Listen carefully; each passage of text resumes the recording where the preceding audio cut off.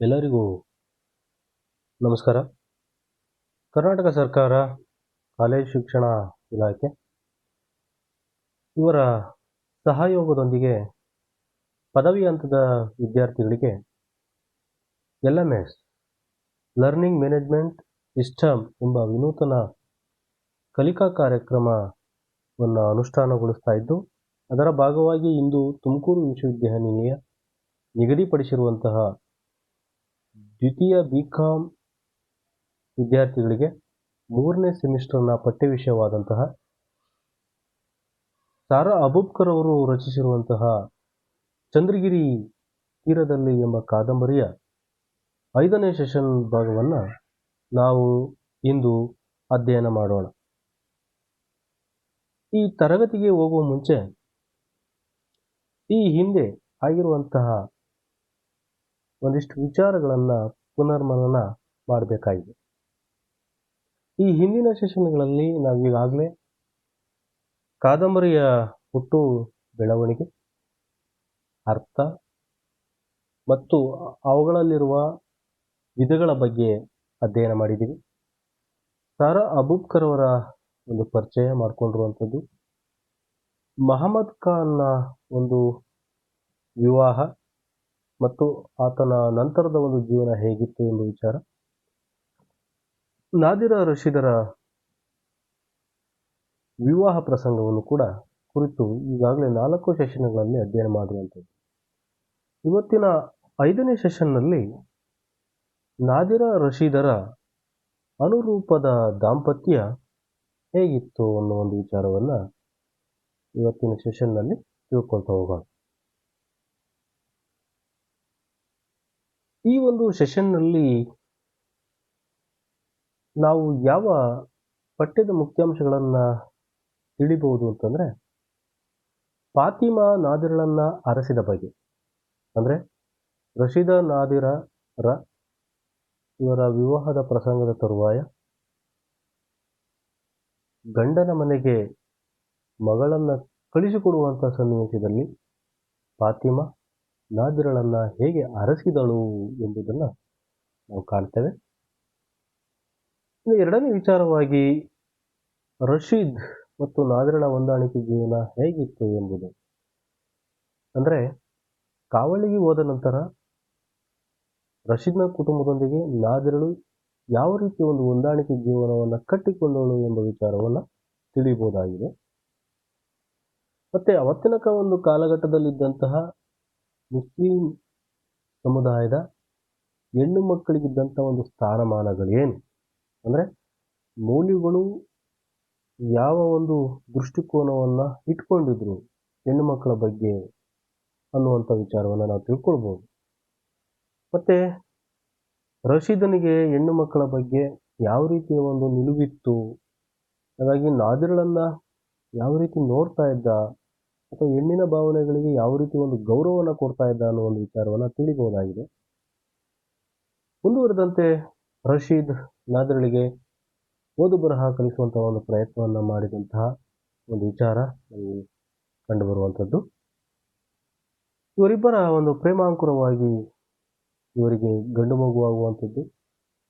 ಆ ಗಂಡು ಮಗುವಿನ ಒಂದು ಬಾಣಂತಿತನಕ್ಕೆ ನಾದಿರಾ ತವರೂರಿಗೆ ಆಗಮಿಸ್ತಾಳೆ. ಅಲ್ಲಿ ಬಾಣಂತಿತನವನ್ನು ಪೂರೈಸಿಕೊಂಡು ಮತ್ತೆ ಕಾವಳಿಯ ಕಡೆ ಮುಖ ಮಾಡುವಂತಹ ನಾದಿರಳನ್ನು ಇಲ್ಲಿ ಕಾಣಬಹುದಾಗಿದೆ. ಬಾಣಂತಿಯ ಮೇಲೆ ನಾದಿರಳ ಅತ್ತೆಯಾದಂತಹ ಆಮಿನಮ್ಮನಿಗೆ ಎಂತಹ ಒಂದು ಕಾಳಜಿ ಇತ್ತು, ಅಕ್ಕರೆ ಇತ್ತು ಎಂಬ ವಿಚಾರವು ಕೂಡ ಈ ಒಂದು ಸೆಷನ್ನಲ್ಲಿ ಇಷ್ಟು ವಿಚಾರಗಳನ್ನು ನಾವು ಇಲ್ಲಿ ಅಧ್ಯಯನ ಮಾಡ್ತಾ ಹೋಗ್ಬೋದಾಗಿದೆ. ಇದು ಒಂದೊಂದಾಗಿ ನೋಡೋದಾದ್ರೆ, ಫಾತಿಮಾ ನಾದಿರಳನ್ನು ಅರಸಿದ ಬಗ್ಗೆ ಅಂತಂತೇಳಿ ಇದರ ಹಿನ್ನೆಲೆಯಾಗಿ ತೆಗೆದುಕೊಳ್ಳೋದಾದ್ರೆ, ಈಗಾಗಲೇ ರಶೀದ್ ಮತ್ತು ನಾದಿರರ ಅಥವಾ ನಾದಿರಳ ವಿವಾಹ ಪ್ರಸಂಗ ಏರ್ಪಟ್ಟಿರುವಂಥದ್ದು ನೋಡ್ತೇನೆ. ಆ ತರುವಾಯ ಪ್ರಥಮ ರಾತ್ರಿಯ ಒಂದು ದಿವಸಕ್ಕೆ ಈ ಹೊಸ ದಂಪತಿಗಳು ಅಣಿಯಾಗಿರುವಂಥದ್ದು. ಮದುವೆಯ ತರುವಾಯ ಪ್ರಥಮ ರಾತ್ರಿಯ ದಿವಸಕ್ಕೆ ಇವರಿಬ್ಬರು ಅಣಿಯಾಗಿರುವಂಥ ಒಂದು ಸನ್ನಿವೇಶ. ನಾದಿರಳು ಚಿಕ್ಕ ವಯಸ್ಸಿಗೆ ಮದುವೆ ಆಗಿರುವ ಕಾರಣದಿಂದಾಗಿ ಅವಳಿಗೆ ತುಂಬ ಆತಂಕ ಇತ್ತು. ಗಂಡೆಂದರೆ ಹೇಗಿರುತ್ತಾನೆ, ಆತನ ಸ್ವಭಾವವೇನು, ಆತನೊಂದಿಗೆ ಹೇಗೆ ಹೊಂದಾಣಿಕೆ ಮಾಡಿಕೊಳ್ಳುವ, ಈ ಥರದ ಒಂದು ಕುತೂಹಲಕಾರಿಯಾದಂಥ ಒಂದು ಪ್ರಶ್ನೆಗಳ ಅಲೆ ಅವಳಲ್ಲಿ ಹೇಳ್ತಾ ಇದ್ದಿದ್ದು ಸಹಜ. ಯಾಕೆಂದರೆ ಚಿಕ್ಕ ವಯಸ್ಸಿಗೆ ಮದುವೆ ಆಗಿರುವಂಥ ಒಂದು ವಿಚಾರ ನಮಗೆಲ್ಲ ಕಂಡು ಬರುವಂಥದ್ದು. ಆದರೆ ಆ ಪ್ರಥಮ ರಾತ್ರಿಯ ದಿವಸ ಬಹಳ ಅಚ್ಚುಕಟ್ಟಾಗಿ ಆತನೊಂದಿಗೆ ಹೊಂದಾಣಿಕೆ ಮಾಡಿಕೊಂಡು ಆ ರಾತ್ರಿಯ ಒಂದು ಸುಖ ಕ್ಷಣಗಳನ್ನು ಅನುಭವಿಸುವಂಥ ಒಂದು ಸನ್ನಿವೇಶವನ್ನು ನಾವು ನೋಡ್ತೇವೆ. ಇದನ್ನೆಲ್ಲ ಒಂದು ವಿಶೇಷವಾಗಿ ಕುತೂಹಲಕಾರಿಯಾಗಿ ಮತ್ತು ಆತಂಕಭರಿತಳಾಗಿ ನೋಡ್ತಾ ಇದ್ದಿದ್ದವಳು ಫಾತಿಮಾ. ಯಾಕೆಂತಂದರೆ ಫಾತಿಮಳಿಗೆ ತನ್ನ ಜೀವನದಲ್ಲಿ ನಡೆದಂಥ ಒಂದು ಕಹಿ ಅನುಭವಗಳು ಅವು ಪುನರಾವರ್ತನೆ ಆಗ್ತಾ ಇದೆ. ಪ್ರಥಮ ರಾತ್ರಿ ಆಯಿತು, ಕಳೆದು ಬೆಳಗಿನ ಜಾವ ಆ ಹೊಸ ದಂಪತಿಗಳಿಗೆ ತಿಂಡಿಯನ್ನು ಮಾಡ್ತಾ ಇರ್ತಾಳೆ ಫಾತಿಮಾ. ಅಕ್ಕಿ ರೊಟ್ಟಿಯನ್ನು ಬೇಯಿಸ್ತಾ ಇರ್ತಾಳೆ. ಆ ಅಕ್ಕಿ ರೊಟ್ಟಿಯನ್ನು ಬೇಯಿಸುವಾಗ ಅವಳ ಒಂದು ಮನಸ್ಸಿನ ತುಂಬ ನಾದಿರಳ ಒಂದು ವಿಚಾರವೇ ಅಡಗಿರುವಂಥದ್ದನ್ನು ನಾವು ಕಾಣ್ತೇವೆ. ಆ ರಾತ್ರಿ ಹೇಗೆ ಹೊಂದಿಕೊಂಡು ಆ ಕ್ಷಣವನ್ನು ಅನುಭವಿಸಿದ್ರು ಎಂಬ ಕುತೂಹಲ ಇವಳು ಕೂಡ ಇತ್ತು. ಒಂದು ಕಡೆ ಆತಂಕ ಮನೆ ಮಾಡಿತ್ತು. ಹಾಗಾಗಿ ಅಕ್ಕಿ ರೊಟ್ಟಿ ಬೇಯಿಸ್ತಾ ಇದ್ದಂಥ ಫಾತಿಮಾ ಅವಳು ಒಂದು ಮಾತನ್ನು ಅಂದ್ಕೊಳ್ತಾಳೆ, ಯಾ ಅಲ್ಲಾಹ್, ನನ್ನ ಬದುಕಿನ ಕಹಿ ನನ್ನ ಮಗಳ ಪಾಲಿಗೆ ಬರದಿರಲಿ ಎಂದು ಆ ಮನಸ್ಸಿನಲ್ಲಿ ಅಂದುಕೊಳ್ಳುವಂತಹ ಸಂದರ್ಭದಲ್ಲಿ ಇತ್ತ ನಾದಿರಳು ಪ್ರಥಮ ರಾತ್ರಿಯ ಕೋಣೆಯಿಂದ ಮಂದಹಾಸವನ್ನು ಬೀರುತ್ತಾ ಅಮ್ಮನ ಕಡೆಗೆ ಧಾವಿಸಿ ಬರುವುದನ್ನು ಫಾತಿಮಾ ಕಣ್ಣಾರೆ ನೋಡ್ತಾಳೆ. ಆಕೆಗೆ ತುಂಬ ಸಂತಸವಾಗುತ್ತೆ. ತನ್ನ ಮಗಳಾದಂಥ ನಾದಿರಳ ಒಂದು ಮುಖದಲ್ಲಿ ಮೂಡಿರುವಂಥ ಒಂದು ಮಂದಹಾಸವನ್ನು ಕಂಡು, ಜೊತೆಗೆ ಅವಳ ಕಣ್ಣಿನಲ್ಲಿ ನೂರಾರು ಬಗೆಯ ಕವಿತೆಗಳು ಇಣುಕುತ್ತಿರುವುದನ್ನು ಕೂಡ ಫಾತಿಮಾ ಸೂಕ್ಷ್ಮ ದೃಷ್ಟಿಯಿಂದ ಕಾಣ್ತಾಳೆ. ಇದೆಲ್ಲವನ್ನು ಕೂಡ ವಿಶೇಷವಾಗಿ ನೋಡಿದಂಥ ಫಾತಿಮಳಿಗೆ ಒಂದು ಸಂತಸದ ವಿಚಾರವೂ ಕೂಡ ಆಗುತ್ತೆ. ಏಕೆಂತಂದರೆ ನನ್ನಂತೆ ಇವಳ ಒಂದು ಬದುಕು ಆಗಬಾರ್ದು, ನನ್ನ ಒಂದು ಪ್ರಥಮ ರಾತ್ರಿಯ ಒಂದು ಕಹಿ ನೆನಪು ಇವಳಿಗೆ ಬರಬಾರ್ದು ಅಂತ ಹಂಬಲ ವ್ಯಕ್ತಪಡಿಸ್ತಾ ಇದ್ದಂಥವಳು ಯಾರು? ಫಾತಿಮಾ. ಹಾಗಾಗಿ ನಾದಿರಳು ಆ ಒಂದು ಕ್ಷಣದ ಒಂದು ಸನ್ನಿವೇಶದ ಒಂದು ಮುಖವನ್ನು ಒತ್ತಿ ಬಂದಂತಹ ಕ್ಷಣವನ್ನು ಫಾತಿಮಾ ಕಣ್ತುಂಬಿಕೊಳ್ತಾಳೆ. ಜೊತೆಗೆ ಫಾತಿಮಳಿಗೆ ರಶೀದನ ಕಡೆಯಿಂದ ಒಂದು ಜರಿ ಸೀರೆಯ ಒಂದು ಉಡುಗೊರೆಯೂ ಕೂಡ ಸಿಗುತ್ತೆ. ಹೀಗಾಗಿ ಮತ್ತಷ್ಟು ಅವಳು ಉಲ್ಲಾಸ ಭರಿತಳಾಗ್ತಾಳೆ ಫಾತಿಮಾ. ನಂತರ ತನ್ನ ಮಗಳನ್ನು ಹಳೆಯ ಮೈಯನ ಮನೆಗೆ ಕಳಿಸ್ಕೊಡ್ಬೇಕಾಗುತ್ತೆ, ಕಾವಲಿಗೆ ಕಳಿಸ್ಕೊಡ್ಬೇಕಾಗುತ್ತೆ. ಅವರಿಬ್ಬರನ್ನ ಕಳಿಸಿಕೊಡುವಂಥ ಪ್ರಸಂಗ ಬಂದೇ ಬಿಟ್ಟು, ಕಾವಲಿಗೆ ಹೋಗ್ಬೇಕು ಅಂತಂದ್ರೆ ಚಂದ್ರಗಿರಿ ನದಿಯನ್ನ ದಾಟಿಯೇ ಹೋಗ್ಬೇಕಾಯ್ತು. ಎಲ್ಲರೂ ಕೂಡ ಅವರನ್ನ ಕಳಿಸಿಕೊಡುವಂತ ಒಂದು ಪ್ರಯತ್ನವನ್ನು ಮಾಡ್ತಾರೆ. ದೋಣಿ ನಿಲ್ಲುವಂತ ಒಂದು ಸ್ಥಳಕ್ಕೆ ಕಡುವಿನ ಬಳಿಗೆ ಎಲ್ಲರೂ ಕೂಡ ಧಾವಿಸ್ತಾರೆ. ನಿಧಾನವಾಗಿ ನಾದಿರಳ ಕೈ ಹಿಡಿದು ರಶೀದ್ ಆ ದೋಣಿಯನ್ನು ಹತ್ತಿಸ್ತಾನೆ. ಆಗ ಫಾತಿಮಳಿಗೆ ದುಃಖವನ್ನು ತಡೆಯಲಾಗೋದಿಲ್ಲ. ಅವಳು ಹೊರಟಂಥ ಸನ್ನಿವೇಶದಲ್ಲೂ ಕೂಡ ದುಃಖ ಆವರಿಸಿರುವಂಥದ್ದನ್ನು ನಾವು ಕಂಡಿದ್ದೀವಿ. ಆಗ ಆ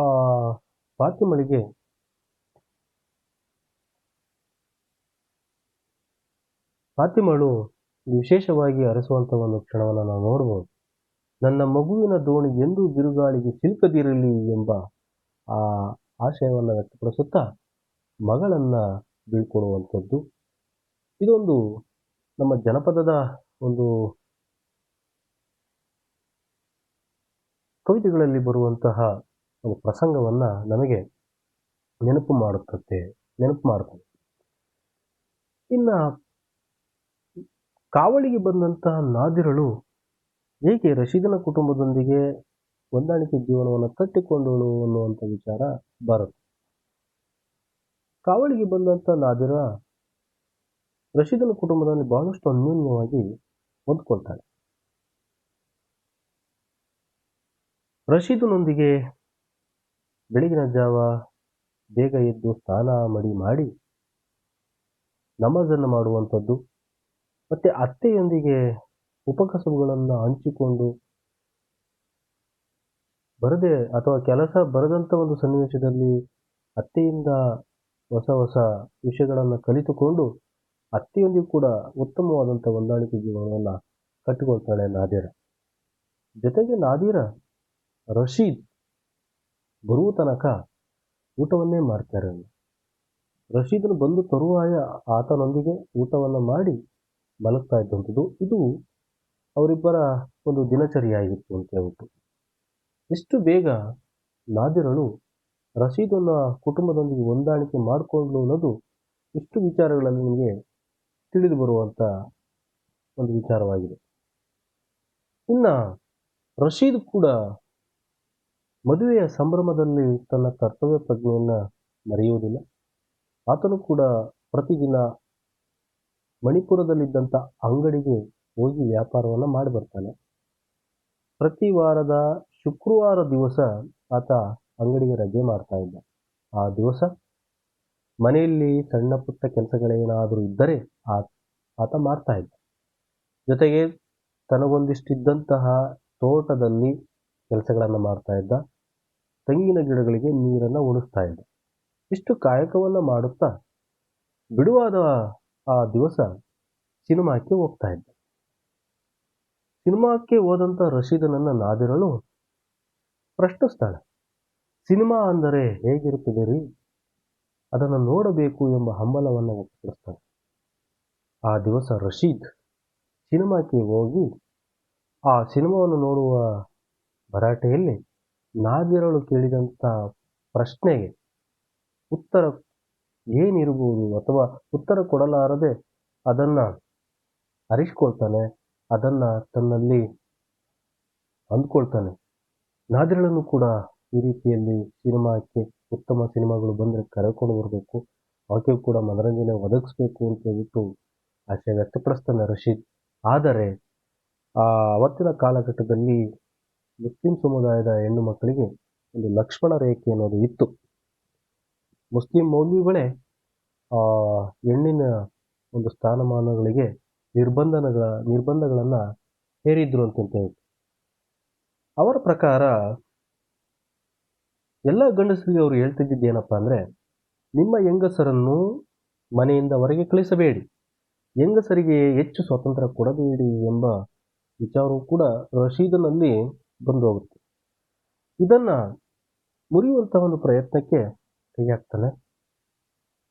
ಹೀಗಿದ್ರೆ ಹೇಗೆ ಅಂತಂತ ಹೇಳ್ಬಿಟ್ಟು ಮುಂದಿನ ಶುಕ್ರವಾರ ನಿನ್ನನ್ನು ಸಿನಿಮಾಕ್ಕೆ ಕರ್ಕೊಂಡು ಹೋಗ್ತೀನಿ ಅಂತ ಹೇಳ್ಬಿಟ್ಟು ನಾದಿರಳಿಗೆ ಭರವಸೆಯನ್ನು ಕೂಡ ಕೊಡ್ತಾನೆ. ಆದರೆ ನಾದಿರ ಅನುನಯದಿಂದಲೇ ಇದನ್ನು ತಿರಸ್ಕಾರ ಮಾಡ್ತಾನೆ. ಯಾಕೆಂತಂದರೆ ಸಂಪ್ರದಾಯವನ್ನು ಮೀರುವಂಥ ಒಂದು ಅವಳಿಗೆ ಸ್ಥಿತಿ ತಂದ್ಕೊಳ್ಬಾರ್ದು ಅಂತಂತ ಹೇಳ್ಬಿಟ್ಟು ಅವಳು ಅಂದ್ಕೊಳ್ತಾಳೆ. ನನಗೆ ಈ 4 ಗೋಡೆಗಳ ಈ ಮಧ್ಯೆ ಇರುವಂಥ ಈ ಕೋಣೆಯೇ ನನಗೆ ಸಿನಿಮಾ, ಇಲ್ಲೇ ಸಿನಿಮಾವನ್ನು ನೋಡ್ತೇನೆ, ಇದೇ ನನಗೆ ಸಿನಿಮಾ ಒಂದು ಮನೆ ಅಂತಂತ ಹೇಳ್ಬಿಟ್ಟು ತನ್ನ ಅಭಿಪ್ರಾಯಗಳನ್ನು ಹೇಳಿರ್ತಾಳೆ ನಾದಿರ. ಏಕೆಂತಂದರೆ ಅವತ್ತಿನ ಕಾಲದಲ್ಲಿ ಆ ರೀತಿಯಲ್ಲಿ ಹೆಣ್ಣು ಮಕ್ಕಳುಗಳು ಸ್ವೇಚ್ಛಾಚಾರಿಗಳಾಗಿ ಏನಾದ್ರು ನಡ್ಕೊಂಡ್ರೆ ಅವರ ಮನೆಗಳ ಮೇಲೆ ಕಲ್ಲುಗಳ ತೂರಾಟವೂ ಕೂಡ ನಡೀತಾ ಇತ್ತು.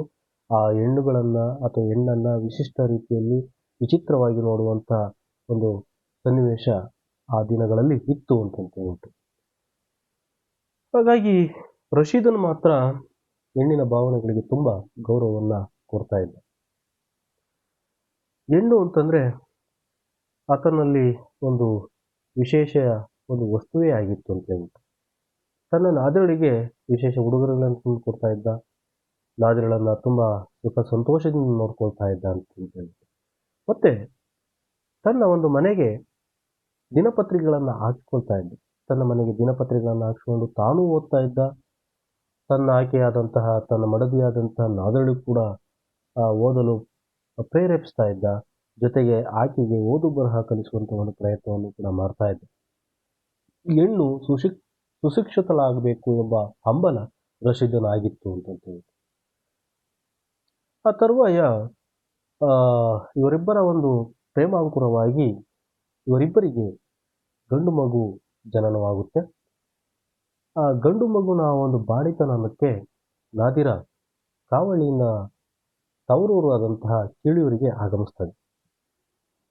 ಹೀಗೆ ತವರೂರಲ್ಲಿ ಬಾಣಂತಿತನವನ್ನು ಮಾಡಿಸಿಕೊಳ್ಳುವಂಥ ಸಂದರ್ಭದಲ್ಲಿ ತುಂಬ ಬೇಸರ ಕೂಡ ಇವಳಿಗಾಗುತ್ತೆ.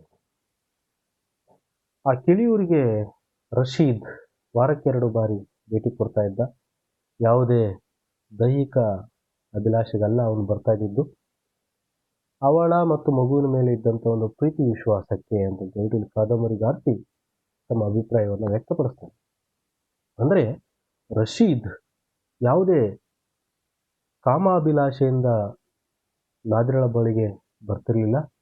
ಆದರೆ ನಾದಿರಳಿಗೆ ಒಂದು ಪ್ರೀತಿಯನ್ನು ಕೊಡಬೇಕು, ಆಕೆಯನ್ನು ಸಂತೋಷಪಡಿಸಬೇಕು ಎಂಬ ಒಂದು ಹಂಬಲ ರಶೀದನಿಗೆ ಇತ್ತು ಅಂತಂತೇಳಿ. ನಾದಿರಳು ಕೂಡ ರಶೀದನ ಹತ್ರ ತನ್ನನ್ನು ಇಲ್ಲಿಂದ ಕರ್ಕೊಂಡು ಹೋಗು, ನನಗೆ ಸಾಕಾಗೋಗಿದೆ, ನನಗೂ ಕೂಡ ಬೇಸರವಾಗಿದೆ, ಕಾವಳಿಯ ನೆನಪು ಜಾಸ್ತಿ ಆಗ್ತಾ ಇದೆ, ಕಾವಳಿಯ ಒಂದು ಸೆಳೆತ ಹೆಚ್ಚಾಗ್ತಾ ಇದೆ, ನನ್ನನ್ನು ಕರ್ಕೊಂಡು ಹೋಗು, ಆ ಅತ್ತೆಗೂ ಕೂಡ ಹೇಳಿ ಅಂತ ಹೇಳ್ಬಿಟ್ಟು ರಶೀದನಿಗೆ ಬಂದಾಗಲೆಲ್ಲ ತಿಳಿತಾ ಇರ್ತಾಳೆ ನಾದಿರ. ಜೊತೆಗೆ ನಾದಿರಳು ಕೂಡ ತನ್ನ ತಾಯಿಯಾದಂತಹ ಫಾತಿಮಳ ಬಳಿಯಲ್ಲೂ ಕೂಡ ಹೇಳ್ಕೊಂಡಿರ್ತಾಳೆ, ಅಮ್ಮ ನನ್ನನ್ನು ಬೇಗ ಕಾವಳಿಗೆ ಕಳಿಸ್ಕೊಡಿ ಅಂತ ಹೇಳ್ಬಿಟ್ಟು. ಆದರೆ ಪ್ರತಿಷ್ಠೆಯ ಒಂದು ವಿಚಾರ ಏನಪ್ಪ ಅಂತಂದರೆ, ನೀವು ಸುಮ್ಮನಿರು, ನಾವು ಈಗಿನ್ನೂ ಕರ್ಕೊಂಬಂದಿದ್ದೀವಿ ಬಾಣತಿತನಕ್ಕೆ, ತತ್ಕ್ಷಣ ಏನಾದರೂ ಕಳಿಸಿದ್ರೆ ಬೀಗರ ಮನೆಯವರು ಏನಂದ್ಕೊಂಡಾರು ಎಂಬ ಆಶಯವನ್ನು ವ್ಯಕ್ತಪಡಿಸ್ತಾಳೆ. 6 ತಿಂಗಳು ಕಳೆಯಲಿ, ನಿನ್ನನ್ನು ಕಳಿಸ್ಕೊಡ್ತೇವೆ ಎಂಬ ಒಂದು ಮಾತನ್ನು ಕೂಡ, ಭರವಸೆಯನ್ನು ಕೂಡ ನಾದಿರಳಿಗೆ ಫಾತಿಮಾ ಹೇಳುವಂಥದ್ದು. ಇದಾದ ನಂತರ ರಶೀದನಿಗೆ ಹೇಗೋ ಹೇಳಿ ಆಮೀನಮ್ಮನನ್ನು ಕರೆಸ್ಕೊಳ್ತಾಳೆ ನಾದಿರ. ಆದರೆ ಆಮೀನಮ್ಮ ಬಂದಂಥ ಒಂದು ಸನ್ನಿವೇಶ ಫಾತಿಮಳಿಗೆ ತುಂಬ ಅಚ್ಚರಿಯನ್ನುಂಟು ಮಾಡುತ್ತೆ. ಏನು ಹಿಂಗೆ ಬಂದ್ಬಿಟ್ರಲ್ಲ ಅಂತಂತೇಳ್ಬಿಟ್ಟು, ಇಷ್ಟು ಬೇಗ ಇವರು ಕರ್ಕೊಂಡೋಗಿ ಬಂದಿದ್ದಾರಲ್ಲ ಅಂತ ಹೇಳ್ಬಿಟ್ಟು ತನ್ನ ಒಂದು ಪ್ರಶ್ನೆಗಳ ಒಂದು ಸುರುಮಳೆಯನ್ನೇ ಅವಳು ಹಾಕ್ತಾಳೆ. ಆದರೂ ಆಮೀನಮ್ಮ, ನಾನು ಅಲ್ಲಿ ಒಬ್ಬಂಟಿಯಾಗಿದ್ದೇನೆ, ನನ್ನ ಮಗ ಅಂಗಡಿಗೆ ಹೋದರೆ ಇನ್ನು ರಾತ್ರಿ ಬರ್ತಾನೆ, ನನಗೂ ಕೂಡ ತುಂಬ ಒಬ್ಬಂಟಿಯಾಗಿ ಕಾಲವನ್ನು ಕಳೆಯುವುದು ತುಂಬ ಬೇಸರವಾಗಿದೆ, ಆದ್ದರಿಂದ ನಾದಿರಳನ್ನು ಕರೆದುಕೊಂಡು ಹೋಗ್ತೇವೆ ಅಂತ ಎಂಬ ಆಶಯವನ್ನು ವ್ಯಕ್ತಪಡಿಸ್ತಾನೆ. ನಿಮಗೆ ಹೇಗೆ ಮಗಳು, ನಮಗೂ ಕೂಡ ಮಗಳು, ಅವಳು ಮಗಳ ಸಮಾನ, ಆದ್ದರಿಂದ ನಾವು ಕರೆದುಕೊಂಡು ಹೋಗ್ತೇವೆ ಅಂತ ಒಂದು ಆಶಯವನ್ನು ವ್ಯಕ್ತಪಡಿಸುತ್ತಾ ನಾದಿರಳನ್ನು ಕಾವಳಿಗೆ ಕರೆದುಕೊಂಡು ಹೋಗುವಂಥ ಒಂದು ಸನ್ನಿವೇಶವನ್ನು ನಾವು ನೋಡ್ತೇವೆ. ನಾದಿರಳನ್ನು ಕಾವಳಿಗೆ ಕರೆದುಕೊಂಡು ಹೋದ ಮೇಲೆ ಇತ್ತ ಖಾನ್ನ ಕುಟುಂಬದಲ್ಲಿ ಹೊಸದಾದಂಥ ಒಂದು ಯೋಜನೆ ರೂಪಿತವಾಗುತ್ತೆ. ಅದೇನು ಯೋಜನೆ ಅಂತಂತಂದರೆ, ಜಮೀಲೆಯ ಒಂದು ವಿವಾಹ ಸಿದ್ಧತೆಗಳು ಈ ಒಂದು ಕಿಳಿಯೂರಿನಲ್ಲಿ ಏರ್ಪಾಟಾಗುವಂಥದ್ದು. ಆಕೆಯನ್ನು ಮದುವೆ ಮಾಡೋದಕ್ಕೆ ಈಗಾಗಲೇ ಒಡವೆಗಳು ಕೂಡ ಸಿದ್ಧವಾಗಿವೆ. ಇನ್ನು ಮದುವೆಯ ವರದಕ್ಷಿಣೆಗೆ ಬೇಕಾಗಿರುವಂಥ 3,000 ರೂಪಾಯಿಗಳನ್ನು ಈಗ ಸಿದ್ಧಗೊಳಿಸಿಕೊಳ್ಳಬೇಕಾಗಿದೆ. ಇಲ್ಲಿಗೆ ಇಷ್ಟರ ಒಂದು ಸಿದ್ಧತೆಗೆ ಖಾನ್ನ ಕುಟುಂಬ ಅಣಿಯಾಗುವಂಥದ್ದು.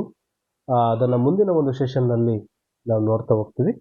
ಇವತ್ತಿನ ಒಂದು ಸೆಷನ್ನ ಭಾಗದಲ್ಲಿ ಇಷ್ಟು ವಿಚಾರಗಳನ್ನು ತಿಳ್ಕೊಂಡು,